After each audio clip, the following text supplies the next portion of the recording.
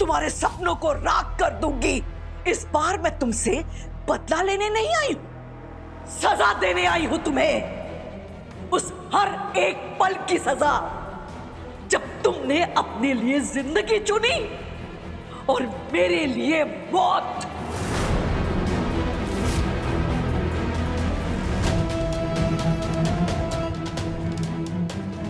मैं मौत के दरवाजे से वापस लौट कर आई हूं रीत रिपोर्टर, सिर्फ तुम्हारे लिए, तुम्हें मौत की नींद सुलाने के लिए।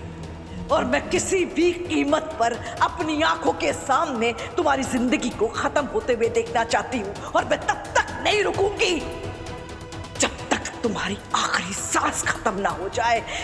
ये शारदा सूर्यवंशी का अपने आप से वादा है, वादा।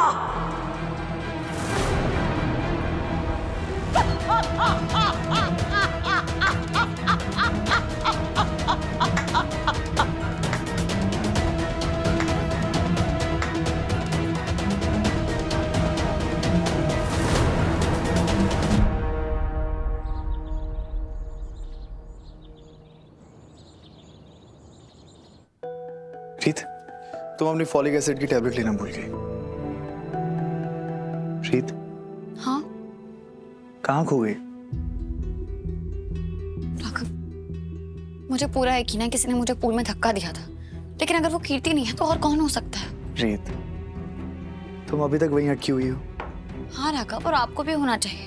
ये कोई छोटी बात नहीं है, पूरी दुनिया जानती है कि मैं प्रेग्नेंट हूँ, फिर भी किसी ने मुझे धक्का दिया। इसका तो यही मतलब है ना कि कोई मुझे और हमारे बेबी को चोट पहुंचाना चाहता है। और जस्ट बिकॉज कीर्ति हमारे शक के दायरे से बाहर है, इसका मतलब ये तो नहीं है कि हम इस बारे में सोचना ही बंद कर दें। पर कौन रीत? तुम जानती हो इस फैमिली का एक एक मेंबर तुमसे बहुत प्यार करता है, तुम्हारा ख्याल रखता है, शायद मुझसे भी कहीं ज्यादा। तो फिर ऐसा कौन करेंगे? ऐसी घटिया हरकत कौन कर सकता है? वीरू भैया? नहीं रीत, वीरू भैया बदल चुके हैं। मैंने उन्हें खुद पूनम भाभी को कहते हुए सुना है कि जरूरी कामों में तुम्हारी सलाह ले लेनी चाहिए। मुझे वीरू पे अभी शक है भी नहीं रखा। तो फिर? हम जानते हैं मैं किसकी बात कर रही हूँ। फिर से वही बात। राघव प्लीज मेरी बात सुनिए। अगर कीर्ति के अलावा इस घर में कोई नया इंसान है तो वो शालिनी बत्रा ही है। और अगर कोई मुझे और मेरे बेबी को चोट पहुंचाना चाहता है तो वो बुआ जी ही हो सकती है ना। नहीं रीत, और शालिनी बत्रा ने एक बार नहीं तुम्हारी दो बार जान बचाई। और अगर वो बुआ जी होती ना तो ऐसा वो कभी नहीं करती। बुआ जी ने तो अपनी जान बचाने के लिए अपने सगे बेटे तक को फंसा दिया था, तो वो ऐसा क्यों करेंगे रीत? राघव, हमारा भरोसा जीतने के लिए, हमें यकीन दिलाने के लिए कि वो शारदा सूर्यवंशी नहीं है, वो शालिनी बत्रा है। और शायद वो हमारी नजरों में एक फरिश्ता बनना चाहती हो, एक अच्छा इंसान बनना चाहती हो, ये दिखाने के लिए कि उनका शारदा सूर्यवंशी से कोई लेना देना नहीं है। रीत प्लीज, मेरे पास कोई वजह नहीं है ये सोचने की कि शालिनी जी ही बुआ जी है। और मुझे उम्मीद है तुम भी अपने दिमाग से ये शक जल्दी निकाल दो। और ये मेडिसिन ले लें प्लीज।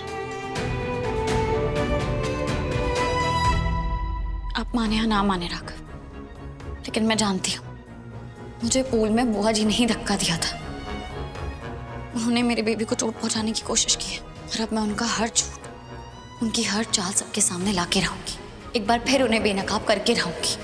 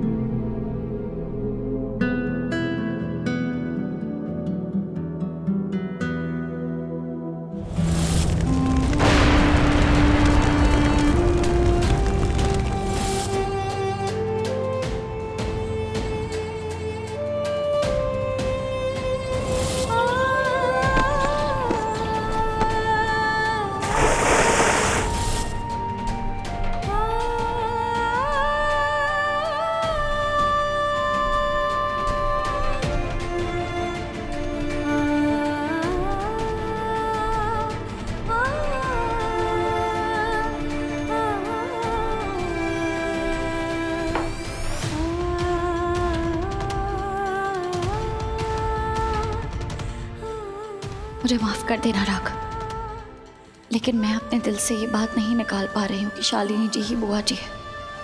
और इसलिए मुझे उनका असली चेहरा सबके सामने लाना ही होगा, क्योंकि जब तक मैं ऐसा नहीं करती इस घर में कोई भी सेफ नहीं है।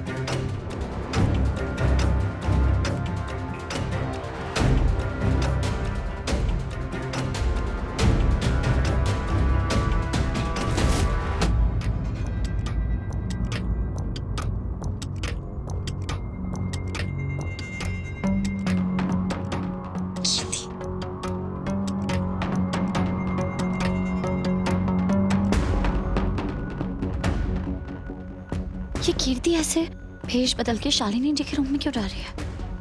ये करना क्या चाहती है? मुझे पता लगाना होगा।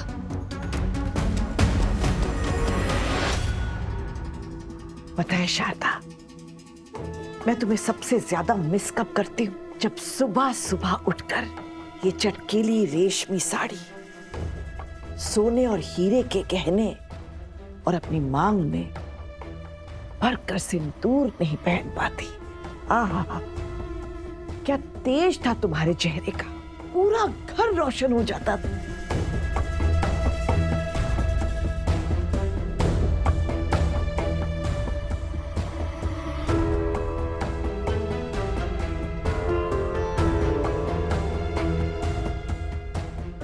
कोई बात नहीं शालिनी, बहुत जल्द शारदा वाले दिन लौट कर आएंगे।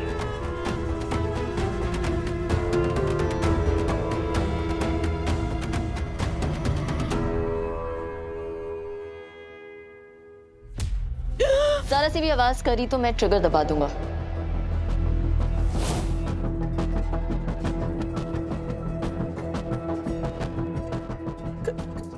कौन हो तुम? क्यों आई हो? तुम शालिनी बत्रा हो ना? यस, मैं शालिनी बत्रा हूँ, पर तुम कौन हो? मुझसे क्या चेहरा उधर। क्या चाहती हो मुझसे? मैं चाहता हूँ तुम्हारी जान।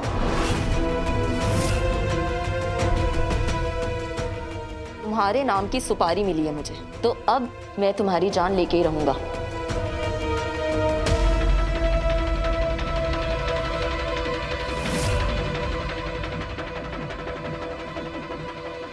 But why? मैंने किसी का क्या बिगाड़ा है?